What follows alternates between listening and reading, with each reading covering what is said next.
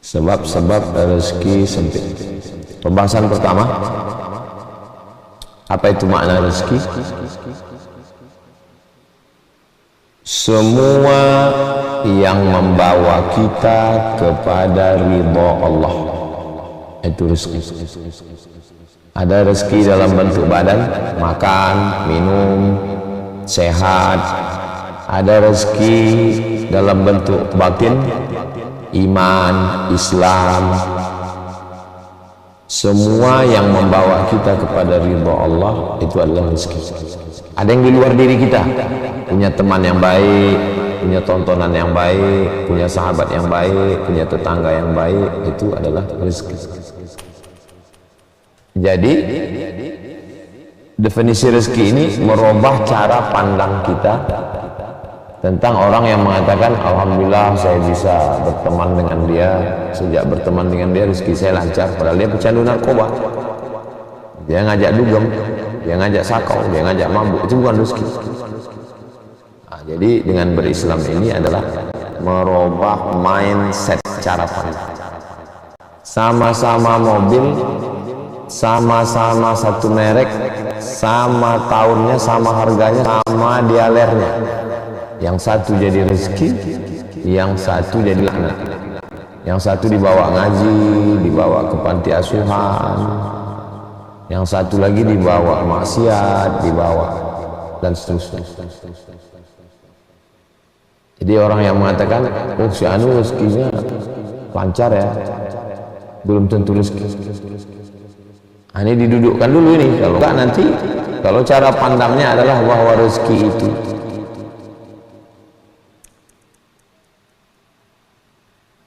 Nabi Muhammad SAW tidur di atas pelepah kurma, rumahnya kecil, kalau sholat mendorong kaki Sayyidatina Aisyah.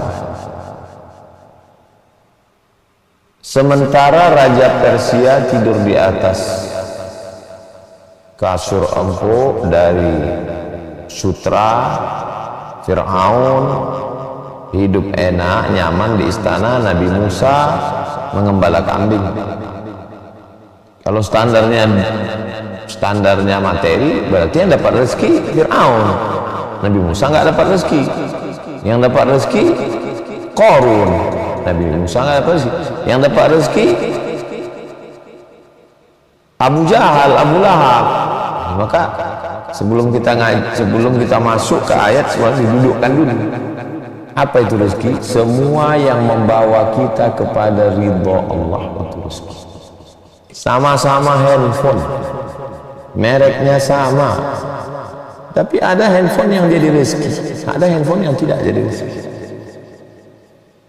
Oke, setelah kita paham, insyaallah dari beberapa sampel contoh tadi kita sudah paham. Pembahasan yang kedua, Surat Al-A'raf ayat 96.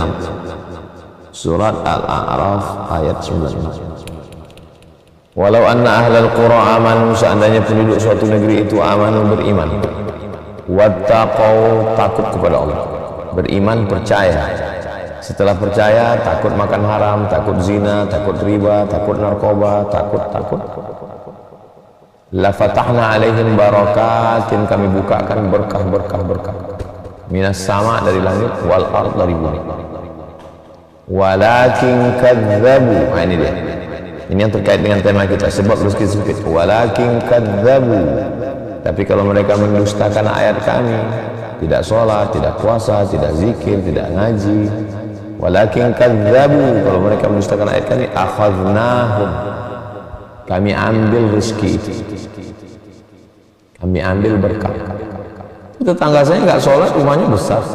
Itu kawan saya nggak sholat, rezekinya lancar. Makanya di awal tadi diluruskan, itu bukan rezeki, itu namanya laknat. Oh kalau gitu saya mau laknat aja lah Pak Ustadz. Ini makanya ngaji. Kalau nggak ngaji, nanti ngaji itu meluruskan pemahaman. Jangan ngikut mainstream, ngikut orang banyak, status quo. Yang ini bilang dia dapat rezeki, pecandu narkoba, nggak sholat, nggak puasa, nggak zikir, rumahnya besar, mobilnya mewah, lalu orang-orang semua rajin bagi-bagi sebelum Idul Fitri, bagi-bagi, beli kurban sapi, semua orang tahu. Lalu orang mengatakan, itu rezeki, itu bukan rezeki, itu laknat namanya.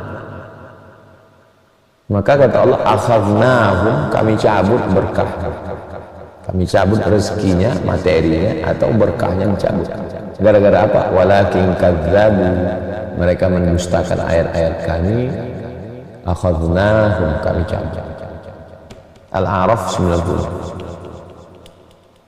Jadi sebab dicabutnya itu gara-gara mendustakan umum, mendustakan Allah melihat, mendustakan Allah mendengar, mendustakan Allah mengetahui, mendustakan Nabi Muhammad, mendustakan Islam, mendustakan Quran. Mendustakan itu apa maknanya? Enggak percaya, percaya di mulut tapi tahiyat tidak.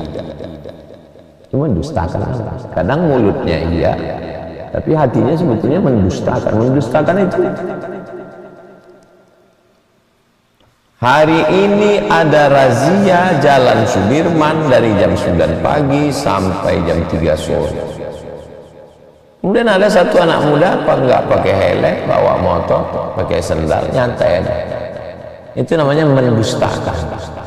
Itu mana mendustakan? Pas ditanya orang, kok nggak takut razia? Cuek aja.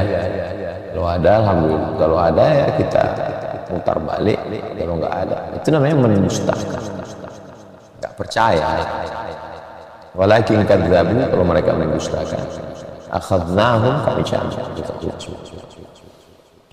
Poin yang ketiga, surat Al-Anfal ayat 53. Surat Al-Anfal ayat 53. Dzalika bi anna Allah lam yakun mughayyiran ni'matan an'amaha 'ala qaumin hatta yughayyiru ma bi anfusihim. Allah tidak merubah rezeki seseorang. Allah tidak merubah rezeki seseorang. Jadi kalau saya sudah ditetapkan Allah hari ini dapat 100.000, dzalika bi anna Allah lam yakun mughayyiran ni'matan an'amaha 'ala qaumin. Itu tidak dirubah Allah. Lalu kenapa berubah jadi 10.000? Hatta yughayyiru ma bi anfusihim, mereka merubahnya dengan perbuatan diri mereka sendiri. Sebetulnya Allah sudah buatkan kuota, Allah sudah buatkan jatah. Orang ini mendapatkan 1.000 dinar. Tapi kemudian kenapa berubah? Dzalika bi anna Allah lam yakun mughayyiran ni'matan an'amaha 'ala qaumin hatta yughayyiru, sampai mereka sendirilah yang merubah. Gara-gara apa? Gara-gara ucapan, gara-gara pikiran, gara-gara perasaan, gara-gara perbuatan, akhirnya Allah merubah. Keempat, hadis ini adalah diriwayatkan oleh Imam Ahmad bin Hanbal dalam kitab Al-Musnad. Innar rajula, sesungguhnya seorang laki-laki, tidak hanya laki-laki, perempuan juga, cuman biasanya kalimat itu dibuat laki-laki, perempuan masuk. Jadi cara menerjemahkannya, innar rajula, seseorang, la yuhramur rizqa, dia tidak dapat rezeki, bidzambi yusibuhu, disebabkan oleh dosa yang dia lakukan. Dia tidak dapat rezeki, rezekinya dicabut, rezekinya dirubah, rezekinya di cancel, rezekinya di delete, rezekinya dikurangi. Gara-gara apa? Bidzambi yusibuhu, karena dosa yang dia lakukan. Saya nggak percaya Pak Ustaz, itu yang punya tuyul kaya, yang korupsi kaya. Makanya di awal tadi saya luruskan dulu pemahamannya, bukan materinya, tapi jadi apa ini barang, bukan bendanya, tapi bawa kemana dia. Kalau hanya sekedar membawa ke neraka jahanam, berarti dia hanya menjadi memberatkan azab aja. Berapa banyak orang punya jabatan, punya pundi-pundi duit masuk, tapi duit itu tidak membawa dia kepada Allah, hanya memperberat azab, hisabnya lama, dosanya banyak, dicelupkan, dibenamkan dalam neraka jahanam. Nauzubillah. 5.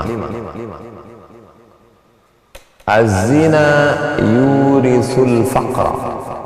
Sesungguhnya zina itu mewariskan kefakiran. Fakir artinya kurang. Kurang. Jangan heran kalau ada orang mampu melakukan maaf perselingkuhan 1, 2, 3, 4, 5, 6, 7. Kita yang menonton mendengar beritanya dia bingung, sampai 20 orang, sampai 30 orang, apa ini? Yurisul faqra, mewariskan kefakiran. Fakir artinya kurang. Sampai ketahuan, sampai ketangkap, sampai. Az-zina yurisul faqra. Itu buktinya pejabat-pejabat, orang-orang kaya pergi ke Jakarta, pergi ke kota besar, hotel bintang 5, berzina dia Pak Ustaz. Tapi rumahnya megah, duitnya banyak, hidupnya mewah, tenang-tenang aja. Makanya di awal tadi kita luruskan, itu bukan rezeki, itu namanya azab, nggak ada barokahnya.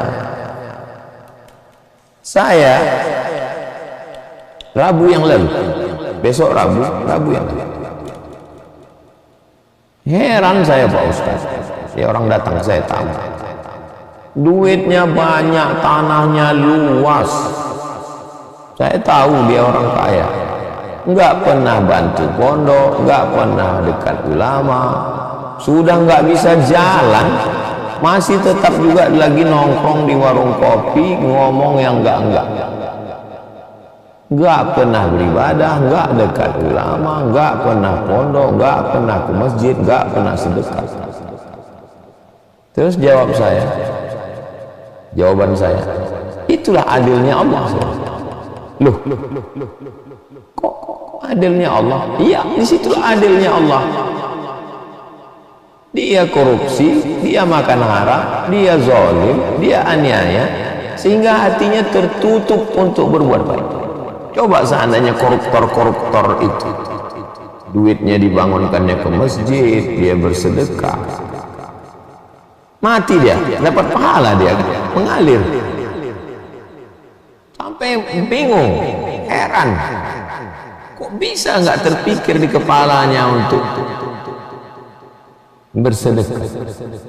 Ya, disitulah adilnya Allah Subhanahu Wa Taala. Makanya dalam Al-Quran itu katakan yudhillu bihi katsiran, banyak yang disesatkan Allah, wa yahdi bihi katsiran, banyak yang diberi hidayah oleh Allah.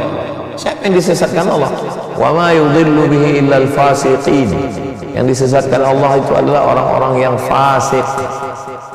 Disesatkan Allah sekalian, umurnya dipanjangkan, duitnya dibanyakkan, kuasanya dilancarkan, jalur-jalur dosanya mengalir licin, cepat melesat. Supaya apa? Supaya semakin dalam azab. Justru kita merenung, sholat kita biasa aja, puasa kita biasa aja, zikir kita biasa aja, sedekah kita biasa aja. Tapi kok ini materi ini kok lancar? Hati-hati nih.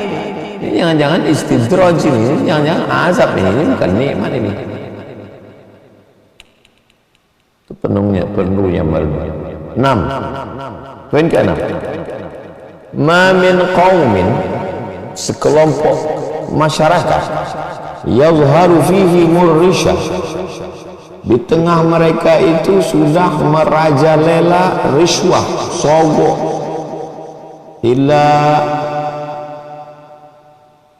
ukhidha birru'bi, maka di dalam hati mereka ditanamkan rasa takut, cemas, galau. Di mana kejadian ini sekarang? Amerika. Masyarakat Amerika itu ketakutan, fobia, takut aja bawah. Itu bisa dilihat dari film-film. Takut ada monster, takut ada UFO, takut ada makhluk dari laut, takut makhluk dari langit. Bawaannya takut aja. Itu gara-gara apa itu? Gara-gara riswah, sogok. Duit riswah dibelikan ke makanan, barang haram masuk ke badan, tidak memberikan efek apapun, melainkan hanya ketakutan, kecemasan, darah tinggi, cemas, takut, mengaruh ke gula, mengaruh ke darah, mengaruh ke tingkat stres, kesehatan mental, tak kemana-mana itu efek. Oke, yang ke-8, Surat Al-Fajr ayat 16. Surat Al-Fajr ayat 16. Wa amma idza mabtala, ada orang-orang yang ketika diuji Allah, faqadara alaihi rizqahu, lalu rezekinya disempitkan, fayaqulu rabbi ahana, lalu dia mengatakan Tuhan sedang menghinakan saya. Dibantah Allah, kalla, tidak, kalla, bukan begitu cara memahaminya. Ada orang yang dilapangkan rezekinya, lalu dia berkatakan Rabbi akraman, Tuhan memuliakan saya, duitnya banyak, padinya banyak, berasnya banyak, mobilnya banyak, rumahnya banyak. Rabbi akraman, Tuhan memuliakan saya. Wa amma idza mabtalahu, ketika dia diuji, faqadara alaihi rizqahu, rezekinya dikurangi, fayaqulu rabbi ahana, Tuhan sedang menghinakan saya. Kalla, tidak begitu. Kalau kaya hobi sedekah, kalau miskin bersabar, the best. Kaya hura-hura, miskin stres, salah. Kaya bersyukur, miskin galau, masih 50-50. Tapi yang puncaknya adalah kaya bersyukur, susah bersabar, the best. Kaya lupa sama Allah, miskinnya makan haram. Na'udzubillah. Nah, jadi Islam datang merubah cara pandang. Wa amma idza mabtala, orang yang diuji Allah, disempitkan rezekinya, lalu kemudian dia mengatakan Rabbi ahana, Allah sedang menghinakan saya. Kalla, tidak demikian. 9. Poin ke-9, Al-Qalam ayat 45. Al-Qalam ayat 45. Wa umli lahum, aku ulur, ibarat main layang-layang. Wa umli, aku ulur, talinya diulur supaya makin tinggi, nyangkut. Makanya kalau hidup kita ini agak ada macetnya dikit, kita introspeksi diri, syukur. Yang dikhawatirkan itu diulur, nyangkut, gak bisa turun, paksa putus benang. Mau ditarik nyangkut, mau dipanjat nggak bisa, udah terlalu tinggi, paksa diputus. Wa umli lahum, ada orang-orang yang kuulur. Inna kaidi matin, sesungguhnya tipu dayaku sangat kuat. Na'udzubillah, berada dalam tipu daya. Wa makaru, mereka menipu Allah. Makar Allah, Allah balas tipu mereka. Na'udzubillah. Poin ke-10,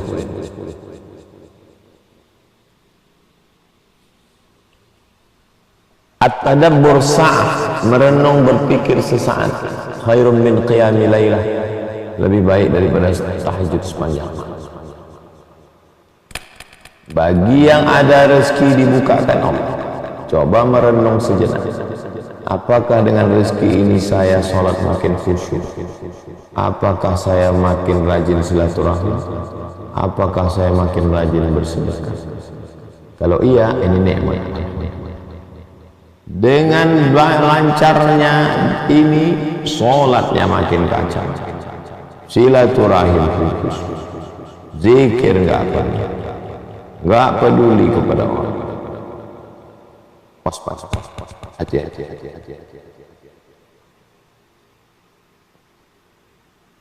Afala tatafakkarun, afala tatadzakkarun, afala ta'qilun. Apa kamu tidak merenung? Kenapa kamu tidak berpikir? Jadi kalau kita pahami ini dengan baik, maka insya Allah Allah Subhanahu wa Ta'ala akan menjaga kita supaya tidak terjerumus, supaya kita betul-betul Islam ini sebagai jalan hidup.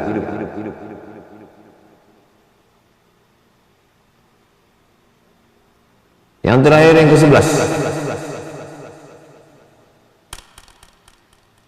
kalau kita sudah berusaha, sudah ikhtiar,